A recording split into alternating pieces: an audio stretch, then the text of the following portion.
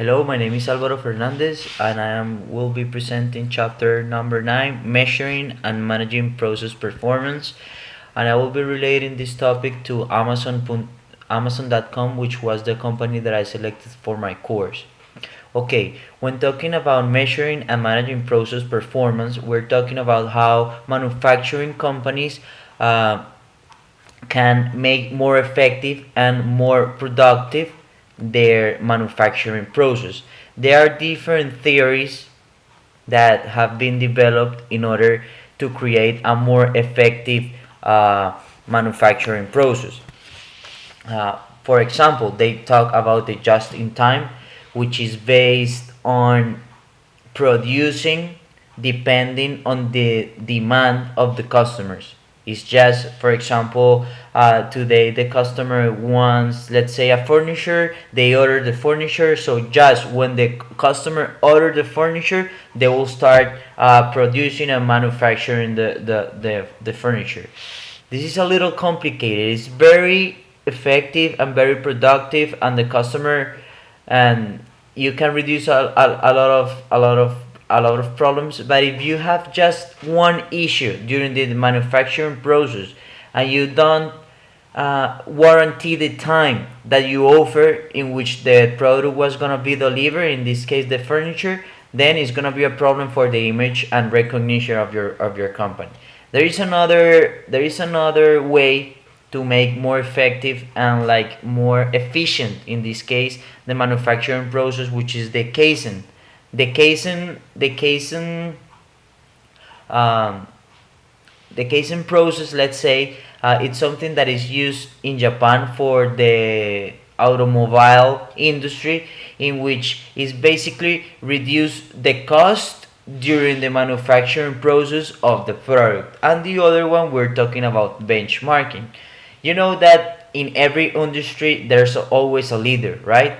And you know that the leader is doing something different than you, because they are accessing to a bigger margin. And how are they accessing to a bigger margin? Not always is by selling a more expensive product. They might be selling the product at the same price that you are selling. The thing is, in their manufacturing process, they are applying something or they are doing something that helps the company to reduce the cost. So in that way, the margin is bigger, and that gap between what it costs for the leader and what it costs for you is the money that they have available to reinvest in the company, or to invest in different, let's say, marketing strategies to amplify the image and recognition of the company and to access to a bigger target.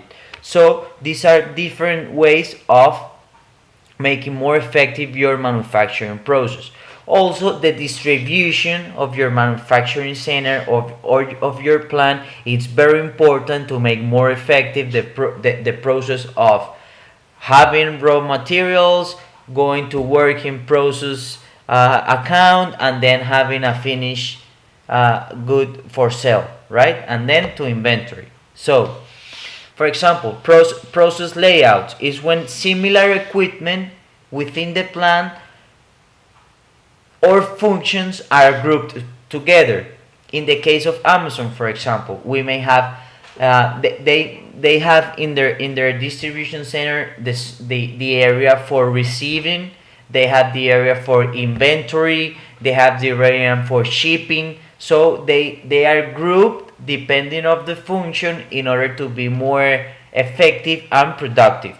The other one that we have is product layouts, which is in which the different equipment that the company has is organized to accommodate the production of a specific product. So in that way, if we manufacture and if we have different lines of production, we don't get disorganized and we don't confuse one product from the other one.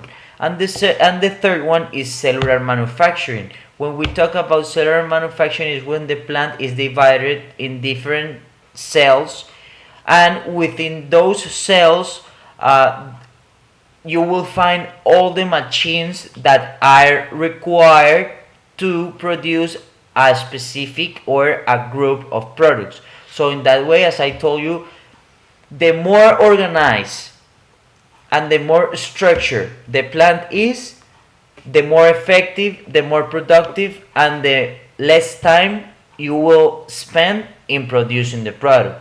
So it's something that managers in manufacturing companies have to keep in mind, because depending on how they structure their plant, and how is the process of receiving raw material and converting this raw material in finished good is set, the performance of the company is will be way better.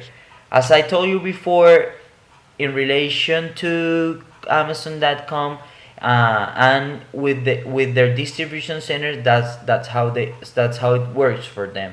They have the shipping department, they have the receiving department, they have the inventory. So the people, for example, the truck drivers, when they come to the distribution centers, they know where to park, they know where to park when they're gonna load the trucks, and also they will know the inventory depending on which kind of products. Let's say clothing, let's say appliances, let's say for example technological advances, let's say tablets. So they must break down the plant in different kind of products, so it's easier for the employees to find a product when it's ordered, right?